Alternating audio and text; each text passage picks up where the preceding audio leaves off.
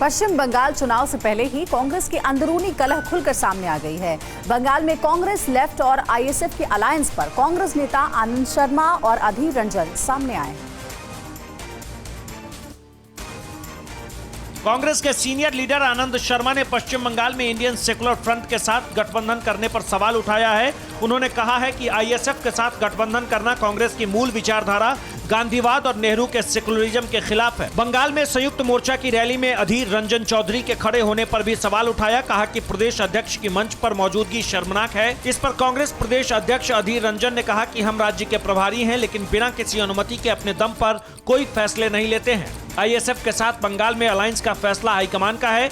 पश्चिम बंगाल में कांग्रेस, लेफ्ट और आईएसएफ तीनों पार्टियां मिलकर चुनाव लड़ रही है। कांग्रेस महासचिव प्रियंका गांधी मिशन असम पर हैं। प्रियंका के 2 दिन के असम दौरे का आज आखिरी दिन है।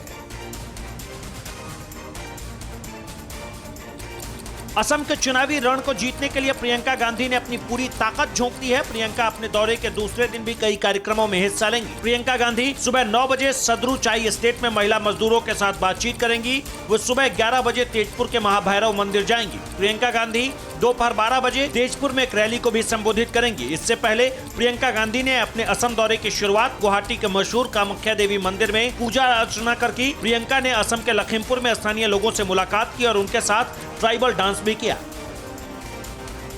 उधर पश्चिम बंगाल के बीजेपी प्रभारी कैलाश विजयवर्गीय ने लेफ्ट कांग्रेस और फुरफुरा शरीफ के बीच खींचतान को लेकर कहा है कि बेमेल गठबंधन कभी लंबा नहीं टिकता है।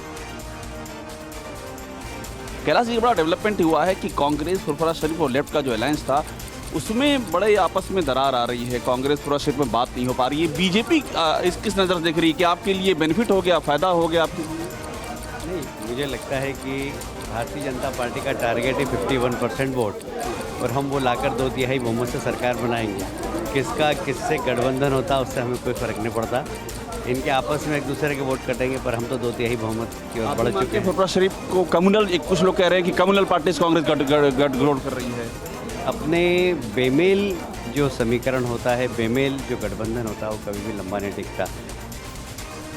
उधर बंगाल में हर दिन सियासी समीकरण बदल रहे हैं और अब तेजस्वी यादव ने बंगाल की सीएम ममता बनर्जी से मुलाकात की है। इस मुलाकात में संभावित गठबंधन को लेकर बातचीत हुई है। बंगाल में विधानसभा चुनाव की घोषणा के साथ ही सियासी उथल-पुथल शुरू हो गई है। अब आरजेडी के नेता तेजस्वी यादव ने कोलकाता में बंगाल की मुख्यमंत्री ममता बनर्जी से मुलाकात की। तेजस्वी ने चुनाव में टीएमसी को पूर्ण समर्थन देने की घोषणा की है। दोनों नेताओं के बीच सीट शेयरिंग पर चर्चा हुई। तेजस्वी यादव ने कहा कि बीजेपी से मुकाबला करना हमारा कर्तव्य है।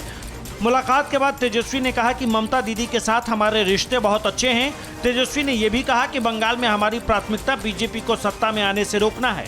इससे पहले समाजवादी पार्टी भी टीएमसी को समर्थन देने का ऐलान कर चुकी है। फिक्र आपकी, सोमवार से शुक्रवार रात 9 बजे सिर्फ TV9 भारतवर्ष पर।